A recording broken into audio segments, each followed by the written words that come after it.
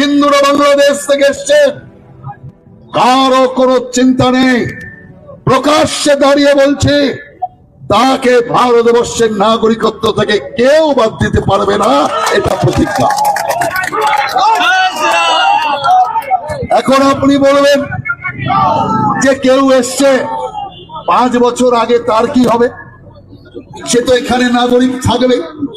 কেউ যদি আমাকে জিজ্ঞাসা করে যে 6 মাস আগে যে এসছে বাংলাদেশ থেকে, সে ভারতের নাগরিকত্ব পাবে তো? আমি বলছি 6 মাস আগে এসছে, এই নিয়ে মাথা খারাপ করছেন কেন? রেকর্ড করে রাখুন আমার বক্তব্য, মোবাইলে রেকর্ড করে রাখুন। 6 মাস আগে যে বাংলাদেশ থেকে এসছে তা নিয়ে তো কোনো কথাই বলতে চাই না।